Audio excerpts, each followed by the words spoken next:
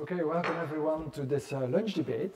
As you know, we have here with LIAS, at Leuven Institute of Advanced Study, some fellows, and we have discussions on migration, very interesting seminars, so it's quite nice to have these kinds of discussions. And one of the themes is, of course, that in migration, economy plays a quite important part, and in the future, we will need a lot of labor people, and so migration will be of importance in the future. And so the question is, how will we receive these kinds of people? How can they easily take part in our labor?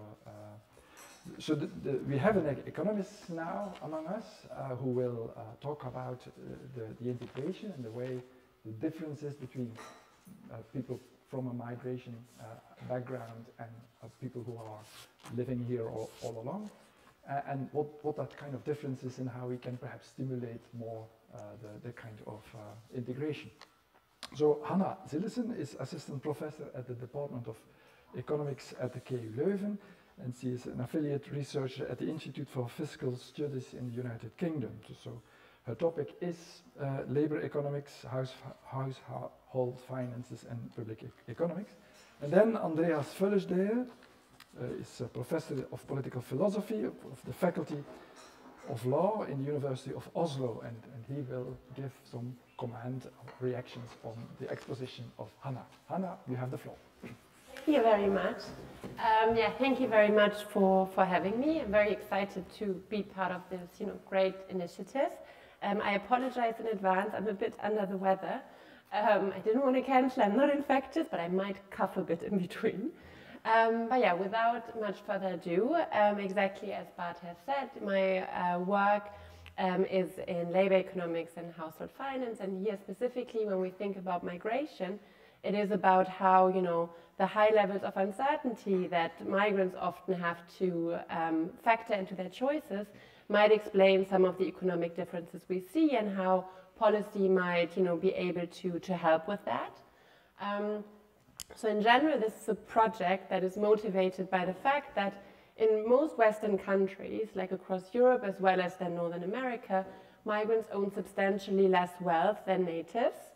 So in Germany, for example, which is the main focus of this paper, this wealth gap is about 750,000 euros at the median. So this is a huge gap.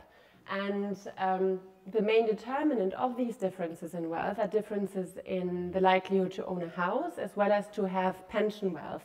And since those two different types of assets are the main determinants of outcomes once people retire, as a consequence, migrants are much more likely to fall into poverty in old age. So this is something that, of course, massively reduces the welfare of the migrants, and it is also a problem for the hosting countries that, then of course have to pay more welfare payments, something that then can foster, xenophobic sentiment, and hence something that we might try to eliminate for a variety of reasons. It is also, as Bart said, like in his introduction, somewhat set to escalate further, because due to demographic change in society, governments move to pension systems where private wealth is more and more important, and at the same time need more skilled foreign professionals to come into many of these societies to help with the labor market. And so it's even more pressing that we figure out how to best design these public policy systems. In general, these differences in wealth that we see are crucially driven, so they really stem from differences in saving behavior between migrants and natives. So temporary migrants, so people who only move to a country for, let's say, up to 5 years, they tend to save at much higher rates than natives because they often migrate with the goal of amassing, more wealth, and then they will move back to their country of origin and then, start a business, for example, there. But migrants who move with the intention of staying long term, they often save at much lower rates than natives. So in my own work, I find that it's about 50% the rate of natives. And again, here, there are a lot of reasons we can think of for why that might be the case. And so the economic literature has traditionally looked at differences, for example, in their labor market outcomes.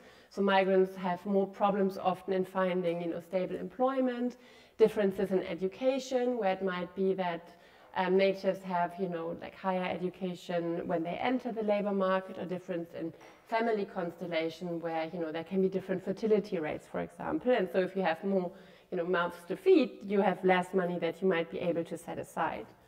However, even if we control for all of these differences, then what the economic literature finds is always like a 25% gap between migrants and natives that remains unexplained in their savings, that they cannot close no matter, what they consider there. And so what I actually suggest in this paper is that this substantial gap can actually be explained by considering that migrants have substantially more uncertainty about their future that they have to account for when they make these often very long-term saving decisions when thinking of housing or pension plans. Excuse me. So in general, migrants of course face uncertainty across a lot of different dimensions. As I said, they often face more problems in the labor market, and uncertainty, for example, about future employment is something that the economic literature has shown often, like if anything, leads to higher saving rates, because if you worry that you might lose your job in the future, you save more in order to insure against that risk, that in case you do actually lose your job, you have a buffer that you can fall back on. So this is known as the precautionary saving motive. However, what I will argue here is that the other big motivation that people actually, that gives people a reason to save is that they want to, build wealth for for a specific future path that they have in mind. So they envision themselves, in retirement, and they want to live in a specific house. Maybe they want to, go on holiday with their partner, with their children, on their own. And this is something that also provides motivation to save. And this is something that is actually more difficult if you don't know what that path will look like, because you don't know in which country in the end you will be allowed to live. And so this uncertainty over future location, I argue, is something that can actually put downward pressure on the motivation to save. And so this is a very important dimension if you think about the right to stay that many migrants have, where, again, like in Germany, as this is, the country I focus on in my empirical analysis, almost 3/4 of, almost 2/3 of the non-EU migrants do not have a non-temporary right to stay. So it's always something that is tied to their right to work. And so hence, when they think about their retirement, this might be something where they worry about the right, actually being rescinded once they're no longer actively taking part in the labor market.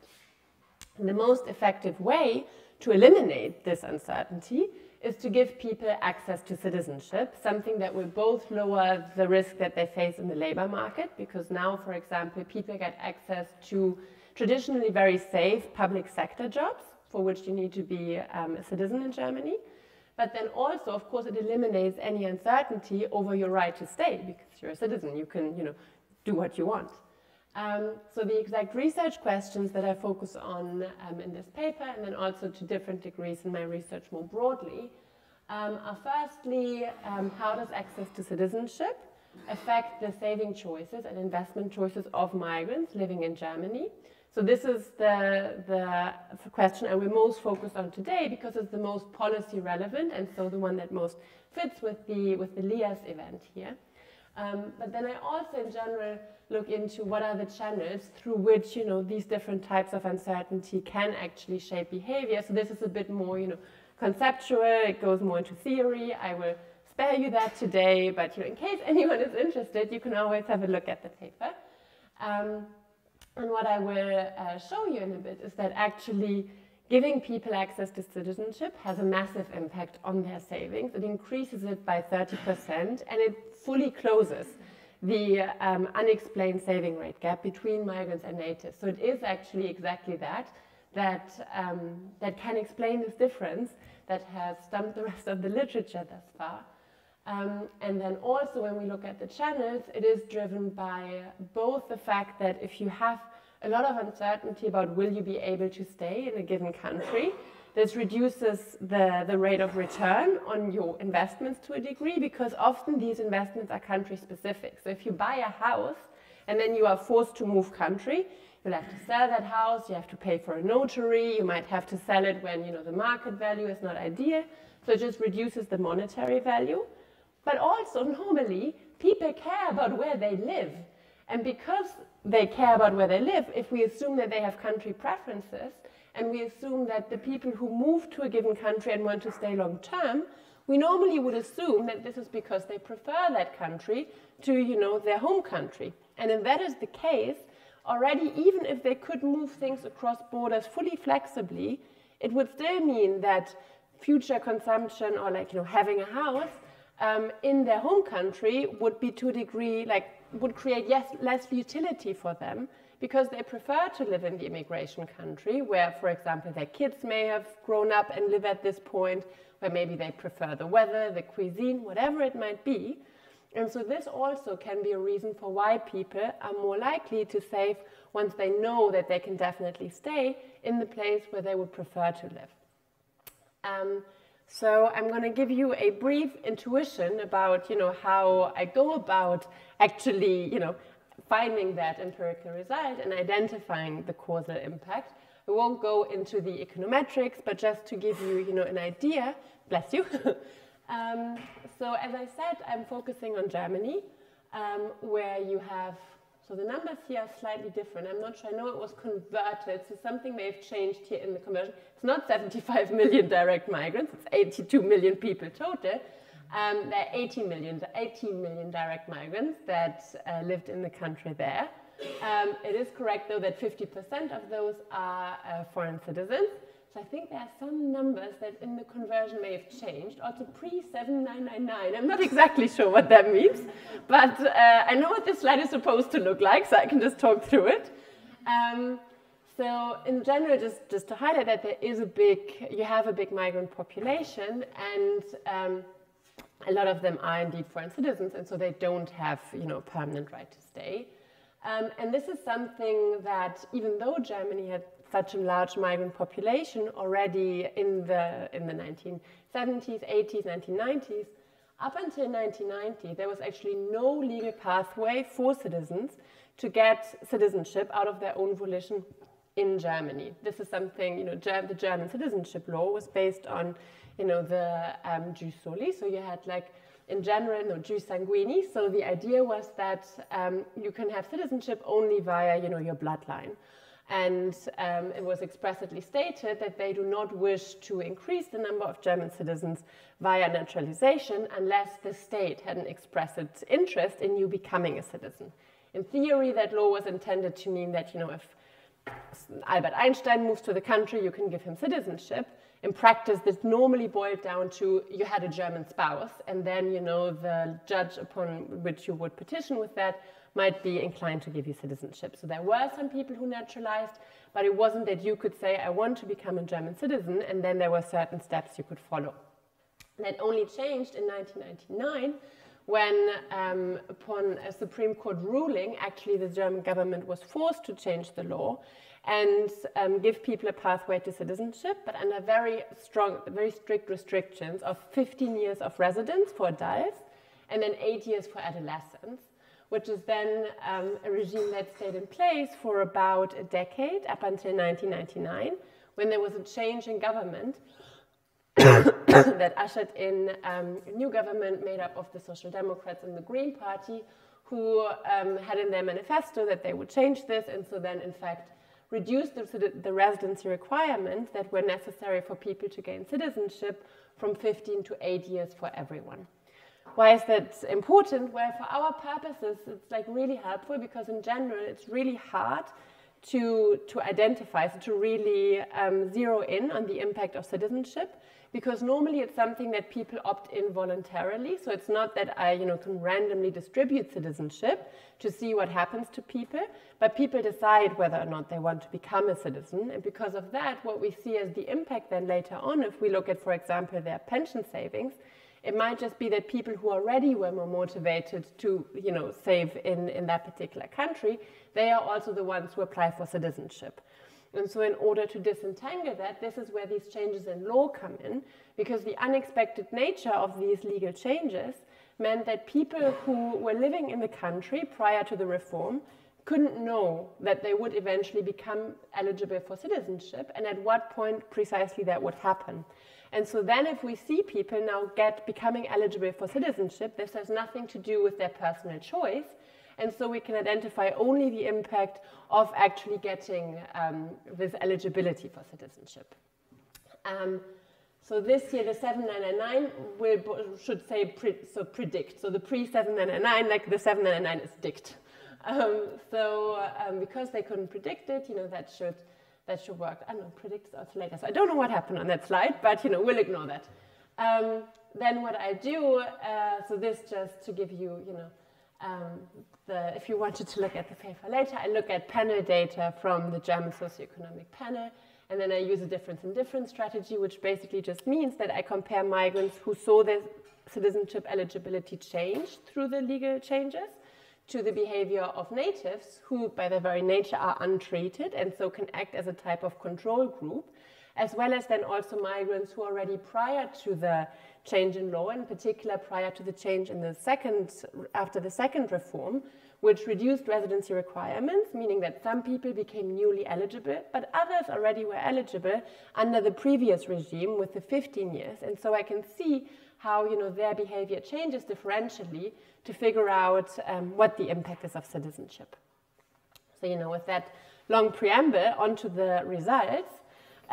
So in general, this is like for the main results, what we see is that access to citizenship, if we look at the pre-reform period, and we're looking at here the natives in dark green, and this is plotting their average saving rate. So we see, how much they are, how much an average household is saving. And we see that the natives on average save around 10% of their household monthly net income, whereas migrants who are eligible for citizenship, so those that meet the requirements already in the 1990s, they save about 6.5% of their monthly household net income.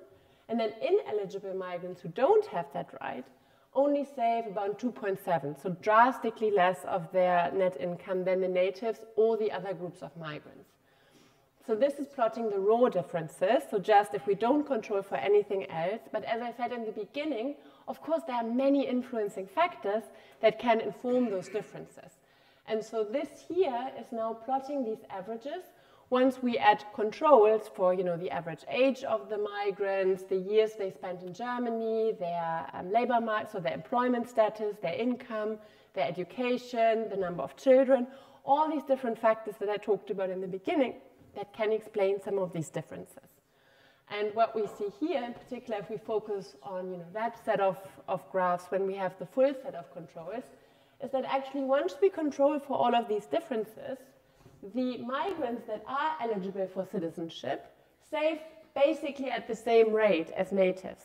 So we already see that for them actually the gap is closed, and it is really only the migrants that don't have access to citizenship, that don't have that legal right, that still save at only 2/3 of the natives, so at close to 6%.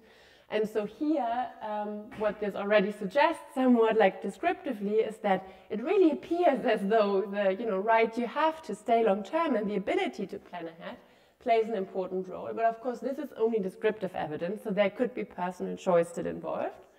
So now the main causal effect comes as we go from the pre-reform period, so during the 1990s, to then the post-reform period, so now into the 2000s, once the law had changed and people in the treatment groups, in the pink group, unexpectedly gained this right to stay long term. And we see that their saving rate shoots up by exactly the 3.4 percentage points that previously they were saving less. And so now we actually see that they save on par with the other groups of migrants as well as the natives. So it really appears as though this legal constraint was what was holding them back before. So, of course, and I realize I don't have, too much time left, so I will keep it brief. We might wonder where these savings go into. And here, this is just to highlight. So this is plotting, don't want to go too much into the technicalities, but this is just plotting the impact on their likelihood to own a home, a mortgage saving plan, a private pension plan, all of these assets, and how that likelihood has changed after they become eligible for citizenship. So we see here that they become around 6 percentage points more likely to own their home, and they become a staggering 12 percentage points more likely to have a private pension plan. So it goes exactly into these saving technologies where, you know, we previously saw that big gap. And so this is really reassuring if we think about, you know, what, you know, potentially policy might be able to do if we want to close these gaps. I'm going to not talk about the other assets in the interest of time. I will also mainly skip over this. This is just to say there's a lot of analysis in the paper to figure out which channel exactly is driving this.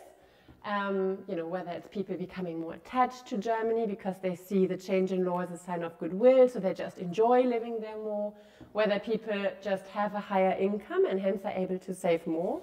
And what I find is that really, like, neither income nor access to credit, no attachment to Germany really changes, but people do report drastically lower perceived risk to being asked to leave the country after they gain access to citizenship. And so it really appears to be this drop in uncertainty that is driving the results that we see here. And so then, you know, and I will, you know, then finish on that, what this might leave us if we think about it as this, you know, LIAS event has been dedicated to in many ways, like thinking about like all the different ways in which we might want to think about migration and integration and how to best, you know, go about designing these systems. It shows that well, there are a lot of different types of inequality between migrants and natives, and ones that policy might, you know, want to think about trying to address. But it is often also very hard to address these very entrenched, for example, inequalities in the labor market.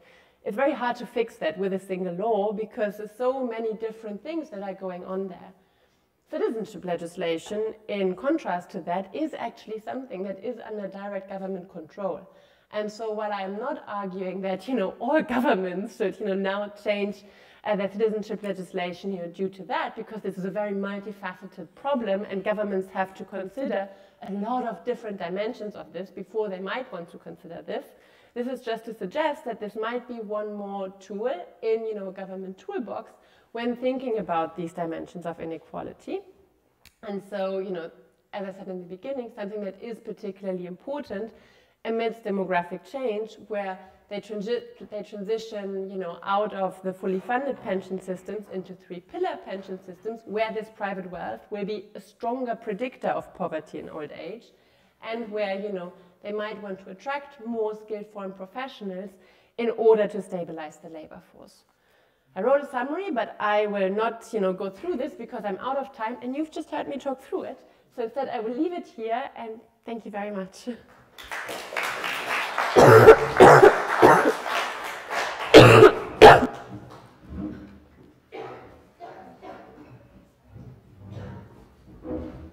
Good. Congratulations.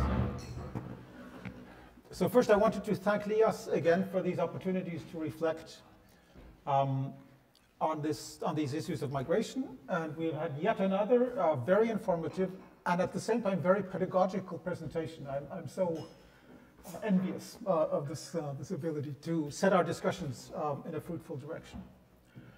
So Hannah's paper is, I think, very relevant for the LIAS project on migration, with an eye to implications for government's policies. So to summarize, if I'm correct, I think, so the difference in wealth between migrants and natives is partly due to savings behavior, and where migrants who plan to stay longer, they're simply saving half the amount of the natives.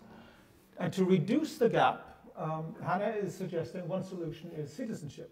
And then your evidence, I think, clearly supports that this would solve this gap, reduce this gap almost completely. It also, of course, does show that public policies can have desired impact even when faced with private discrimination in the labor market and so forth, so that we can be more optimistic about what governments can do than even under these harsh conditions. So that, I think, this note of optimism, I think, is worth keeping in this very depressing sort of conversation. So I find your argument very plausible, and the evidence is convincing. We've had some exchange about some things which I couldn't really understand. One issue that you might want to expand on is whether remittances to the home country are among those non-essential expenses that goes down if this goes up, which might be at least a foreseen consequence. How we assess it is a separate matter. So I wanted to offer, I was given graciously 10 minutes, I want to spend that time to elaborate some of your issues, not to challenge, but rather to point to some alternative strategies that governments may take faced with this evidence instead of granting citizenship. So that's not because I think more liberal citizenship policies would be bad, but I do think that many populist governments and political parties may want to look very many other places than somehow, oh, grant them citizenship. So what to do, what not to do. And we may want to consider how should one respond to such alternative ways to try to address this. So you say the most effective way to reduce the uncertainty would be to give migrants access to citizenship. And I think you show very clearly this would be a solution. But it seems compatible with your findings that there could be other responses. For instance, if they think citizenship is very costly, be it economically or politically. And I think that those reactions might be more likely in our age of populism when some politicians are using migrants or immigrants or refugees as scapegoats for all problems. And so states might want to reframe the responsibility, the role of individual responsibility and the role of the state in other ways than somehow granting citizenship. So these might be, again, just alternative modes that the state might respond, and it would be interesting to hear your common reflections. So the government might simply downplay the problem. The government today might say, well, we don't need to treat migrants equally. That could either be because there's still a hope that retired migrants will go home, wherever home would be. So the state need not pay for the benefits and the costly social benefits for retired migrants. Or more plausibly, this dealing with retired migrants in the future anyway is not going to be our problem, our government. That will be for future governments to deal with. So let's not worry too much about what future governments will be doing. So there's the political game here might say some governments might simply want to ignore the issue.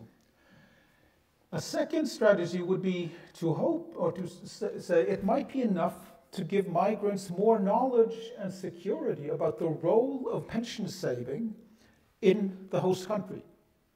The role, the lifetime cycle of individuals in the host country, because some migrants may be assuming, more or less consciously, that care of the elderly when I get old, that will be the task of the family, as in my home country. Or some migrants may have very well-grounded suspicion of government promises in their country of origin, which they then extrapolate to the host country. They know at home we can't trust our government. Here the government is saying so and so, we can't trust this. Now that sort of mistrust about the host country might be more plausible under certain governments, but it might simply be that more information about this is how we live our lives here, and more trust would be the solution. A third set of options would be governments might, instead of giving citizenship, they might want to improve the arrangements that make pension saving more mobile. So, so not only mobile within the EU, but to allow pension savings to be pensions to be paid out globally instead of domestically. So that would again reduce the risk from this point of view that they stay, and it might give incentives to the migrant workers to go to places where the cost of living is cheaper. And my final point now disappeared from my screen, so I'm now desperate. The final would be to consider whether there are other ways of granting benefits to the migrants that might not meet with so much resistance among citizens. And what I have in mind is, if citizens perceive that here come the migrants and they are being granted citizenship far too quickly, it's unfair somehow that they get citizen so quickly, that there might be reasons of that kind, of the political reasons for governments to say, well, let's rather deal with the cases where the pensioners will need some extra social benefits and on a need base, rather than tinker so deeply with the legal system, because that will be perceived as unfair by the natives, as we call us. What I have in mind is an experience we just had now in the Norwegian setting where I come from, where refugees, so not all migrants, but refugees received full pension benefits that normal natives would require 40 years of work to build up. And so the result would be that some native Norwegians would get less old age benefits than the refugees, and that was experienced as unfair by these pensioners. And I can see that. I think there's some validity to the sense that that is unfair. So it might be strategically wise to look at other modes of adjusting this. If granting citizenship quicker is perceived somehow as unfair or unjust in the host country. But again, these are not criticisms, these are more suggestions that we might look at other strategies as well. Thanks.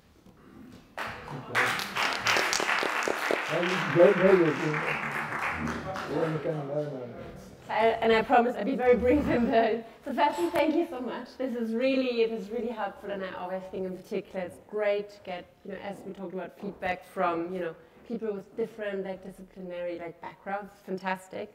So thank you so much. On at least 3 points I wanted to respond quickly. The first one, on remittances, absolutely. So here I didn't show it because I was already constrained for time. I do look at remittances explicitly and whether it reduces remittances sent home, and it doesn't. So it appears as though this is really, it's mainly financed out of, a drop in non-essential consumption in the immigration country. But yeah, because I had the same thought as you, is it just a shift from savings in one country to another? So this, definitely. On for example, what would be ways to practically address this? Because I fully agree with you, the political economy is of course very complex. And hence also I want to be very clear, I would not suggest, that the takeaway is for every country to be we should change, a citizenship law, because again, there are so many dimensions that are affected by that have to be considered. So this is not at all, meant to be taken that way, but just as that this might be one impact of, changes to these different legislations. Would it be helpful to actually change the transfer systems? I think that would definitely be really helpful. So one thing, so I presented this a couple of years ago to the EU Commission, and there I talked to them about, can you change these types of rights? Because they were also saying how, they see this as a problem, and were thinking about what can you do, but you can't, talk countries into changing citizenship laws for good reason. Because, for example, currently in Germany, if you save in a private pension plan, it's a very lucrative investment because the government gives you subsidies and you get tax breaks. So that makes this very profitable. If you move country in retirement, you have to pay back the entirety of these tax breaks and these subsidies. So then, of course, you pay a massive penalty. And this is precisely something that if we wanted to stimulate these types of savings, these could be barriers that one might to target. So this is, exactly, I'm with you. And then, I think on the political economy also definitely you're right that it's often something where, well, the next government can deal with this and, they will have to look at this. I think from the German experience specifically, exactly as you suggested, I think in particular in the 60s, 70s, 80s, they tried this with the guest worker, quote unquote, cohorts where they were like, okay, you can come here and work here, and then we, would like you to move back home. 80%, more than 80% of the people there stayed in Germany, because of course people start having children, at least if they stayed longer than 5 years to begin with. People start having children, they build their lives. Even if you have uncertainty, you move on with your life and you build something around it. So then even when the government offered them financial incentives or so to move, most of them opted to stay, because also eventually the courts, rejected calls by the government to do that. So I think it's just good to have that history in mind when governments make exactly this argument, because it's something that historically has not worked very well. But I think it's tempting for governments, right, as you say, for those reasons to be like, oh, but then it wouldn't be our problem. So yeah, I think the political economy is very tricky around that, and hence, trying to, have a multidisciplinary approach to think about that will be very crucial. And so yeah, I guess that's the perfect, segue to give this to the floor, to hear more thoughts from more people. But, yeah. Yeah. I'll do it like this. I need the mic. Okay, I need for the. Okay. Thank you so much. It's highly interesting. I'm the co-chairman of LIAS, as I identify myself. I'm a financial economist, and from a financial perspective, the conclusion is rather counterintuitive. In the face of more uncertainty, one would expect higher saving. Which is a part of the conclusion you arrive at. I don't remember for what it was, but for income uncertainty, there was saving rate actually increased. It struck me that where saving rates dropped were for long-term saving purposes, pension on the one hand, housing on the other hand, which in an efficient capital market or in an efficient saving market would easily be solvable. You whether it's called a pension or not, you save something for the later day, and whether you have your own house or not, you can rent and put the saved money into a residential real estate fund, which is more diversified and is even a better investment than an individual house. So there is no logical argument for the saving rate to go down. You mention in reaction to the remarks already one reason why that is the case. That is because there's imperfections. There's subsidies and tax benefits on pension saving plans in individual countries, which you lose when you move country. So yes, I think I have two questions. A, what is your view on this? B, what would be a solution? And I guess one of the solutions is, yes, you should at a higher level, for example, the EU, make sure that these imperfections disappear so that you can transfer tax and subsidy benefits from one country to another. And I guess I want to add to my first question, if you agree to a certain extent, could it be that it's also a generally observed phenomenon that long-term saving for a lot of individuals is difficult to grasp? I mean, it's a problem that you easily procrastinate. You say, well, I'll think about my later day later. And couldn't that just be the reason why also with immigrants, which is probably a lesser educated, I'm making a risky statement here, but it's probably possibly a lesser educated population sample, that they have even more reason to postpone these long-term saving decisions. So two questions. What's your reaction, and B, what's the solution? So thank you for the question. So I'm going to quickly go back to this slide, and I will say why in a sec. So no, I exactly agree. So firstly, only that it's it was a counterintuitive finding at first, the argument that uncertainty can actually decrease saving, when normally we see precautionary saving. So for that I would have to go to the theories. One of the theoretical contributions is why under state uncertainty this can actually go in another way than under resource uncertainty. And yeah, part of the reason are these liquidation costs, so these market imperfections and these frictions in the financial market. So they're exactly as you said. The main thing would be to lower these frictions. Partly probably is also a behavioral story in that because if you can't invest into this specific saving device, and you invested in a very profitable ETF, for example, you should be able to moderate some of that. And we don't see that at all. Like normally it's like that, you also have lower rates of, for example, participation in, like private equity and these things there. What I would like to draw your attention to, so here, actually these assets, I split it in, so you have the country-specific assets at the top, and there we see the biggest increase when people gain access to citizenship. But actually also other saving devices, and these are some that are much more transferable across country borders, is exactly what you suggested that people should sub into. They also increase when people get access to citizenship. And if it were only the financial frictions that could explain this, what we should see is we should see that this actually has a negative impact on them, right? Because people sub back from, their bank savings or their, fixed interest securities into housing once they have a change in their legal status. And so the argument here is, and what I show in the paper also, is that you really have two channels at work here. So I touched upon this briefly, but I didn't have enough time, I guess, to expand, is that you have this liquidation cost channel and this imperfect accessibility of resources across state borders. But you do also have just lower marginal utility that people get from every unit of future consumption. So this is now a bit more technical, I apologize.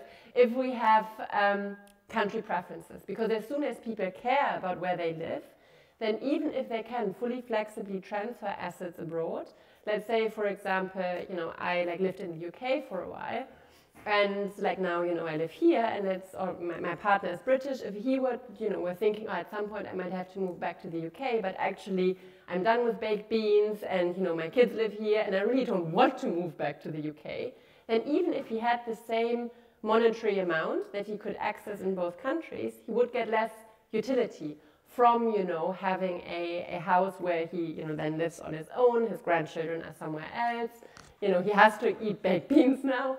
Then if he could spend the same amount here, get, proper pain au chocolat and be surrounded by, people he loves. So this is trying to make intuitive the link, so I don't have to go more into marginal utilities.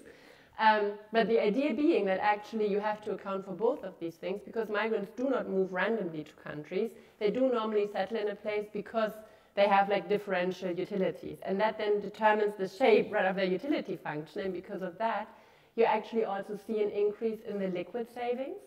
So it is both the fact that you have these frictions in the financial market, and also I do think you have this, as you alluded to, you have potentially a behavioral channel there, which also then means that you don't have, perfect substitution between assets, but you also actually have just the fact that people care about where they live, meaning that they get differential utility from those savings, and hence we also see an increase there, not just a substitution.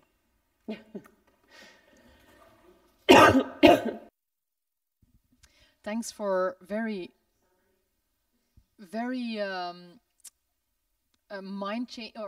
thought-changing, thought-provoking new insights. I'm Sarah Kosemans, historian of post-World War migration, and I have a question about your control in your statistics when you talk about the full set. Because I wonder whether you control for certain cultural traits, such as, for instance, the prohibition on rent-seeking in certain religious systems. Think about Islam, where that is prohibited, which prevents many Muslims from buying a house or investing in financial products. That's one thing. And the other thing is, as a historian, I know the Italian community in Belgium well, the Turkish and Moroccan communities here. And so when I talk to people, I have often heard stories about experiences of people who were here in the early years, gained significant amounts of money, thought it would last long, went back, discovered it didn't, and then warned others not to take this step. And even if people were in very uncertain circumstances, it actually prevented people from making a positive choice towards re-migration to their home country because of this knowledge, this shared knowledge within the community that going back your money would not last, right? Not last as long as you would think it would under these circumstances.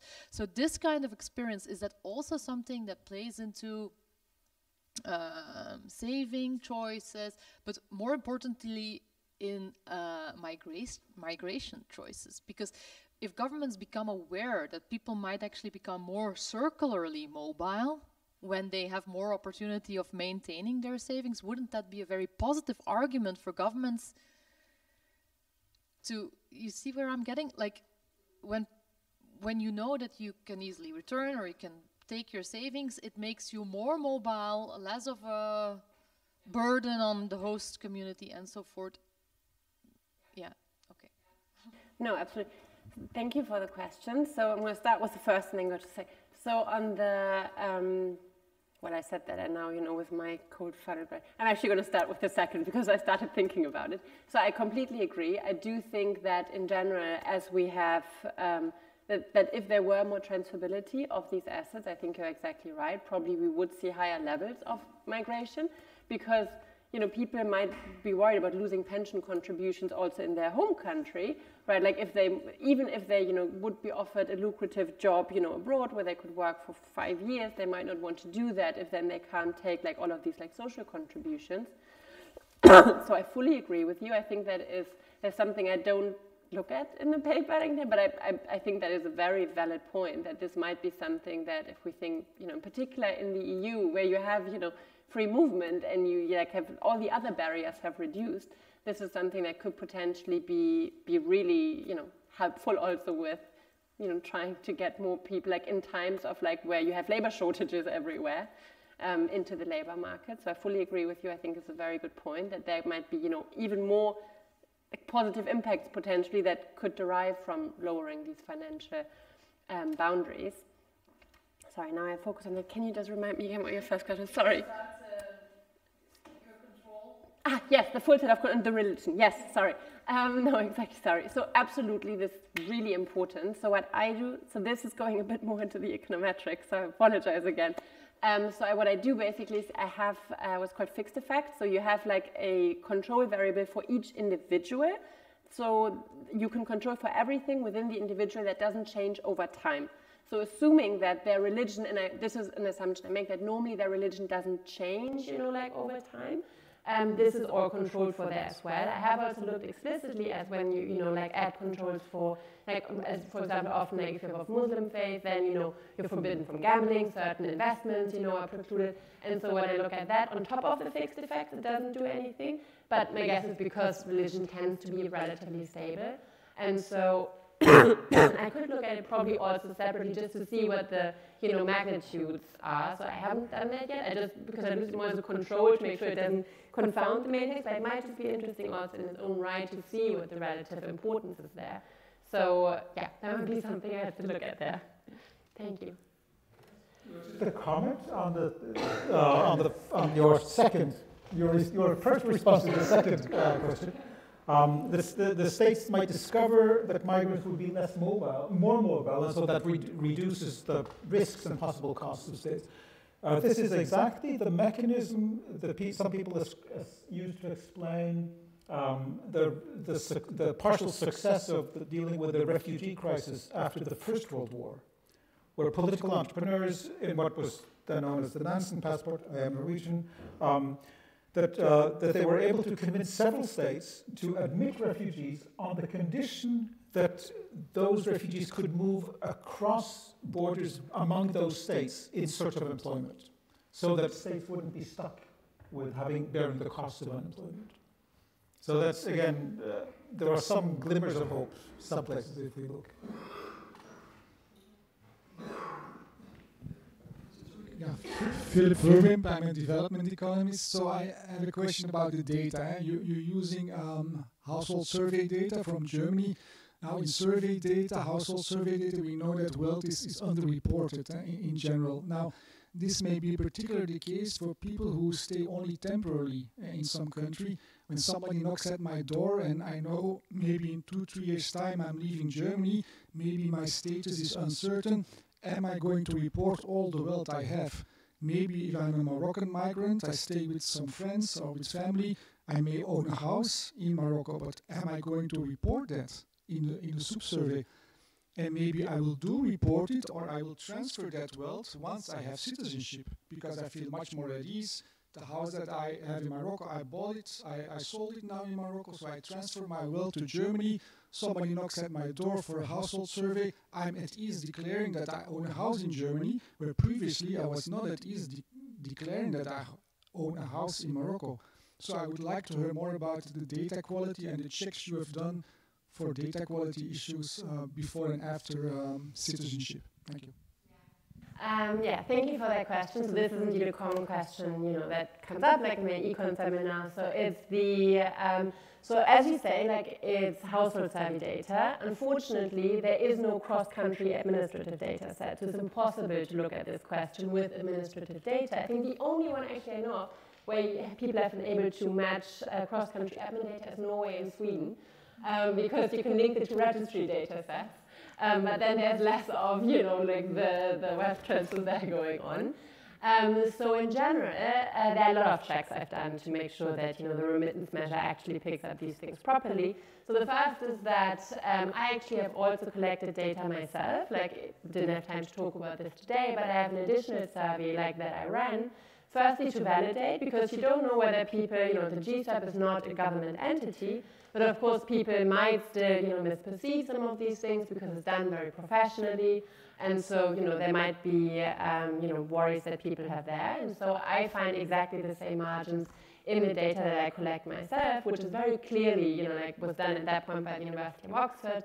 And so there's, you know, it's clear that it's like from a different country, it's nothing to do with the German government, so it's reassuring that there are exactly the same measures there. If we think that people underreport in general their saving abroad, it would be very unlikely that I find much higher saving rates for temporary migrants. So this is something that is reassuring again as well, because temporary migrants save almost all of their savings abroad, and they do report like much higher rates of their savings. So there would need to be a disproportionate bias for permanent relative to temporary migrants in their underreporting relative to the overreporting in the savings, which is anything, you know, is always possible, but it's much harder to think that this is something that occurs in the data than just a general under or overreporting. Also because the GSAP does have explicit measures and different explicit measures for remittances as well as savings abroad. That is again helpful in that, because normally what, you know, worry about most is recall bias, right? Because it might also normally, like, it's less that people, you know, like on purpose mislead, you know, surveyors, but it's just much easier to recall like the house you live in, or, you know, the exact assets you have, like, and you look through every day, than something that you hold in your country of origin and you access only every, you know, like 5 to 10 years because, you know, mainly your parents manage your investment or something. And so with that, it's actually really helpful to have the additional, like, explicit remittance measures, because they, you know, make it very clear that this is what, you know, people, what they're after and what this is about there. Again, also, I actually, partly because I was worried about this, when I ran my own survey, is something where I go in detail with people, like, through the exact investments that they have abroad as well as they have in Germany, because while this is also in the GSAP, that they go through the wealth categories, it's a bit less in, you know, how much money is exactly in this and that. Is it co-owned? How much do you send for that? Again, also to make that explicit. So I try to do everything I can in order to limit that. Of course, you always have to work with the data that is there. And since there is no cross-country admin data, where again, then even with that, you would have to worry about underreporting in the tax records. So I do what I can with that. And I'm quite confident that there's not, you know, massive, like, mismatches there, but there can always be that the exact magnitudes will vary, because with any survey data, you have to account for that, of course.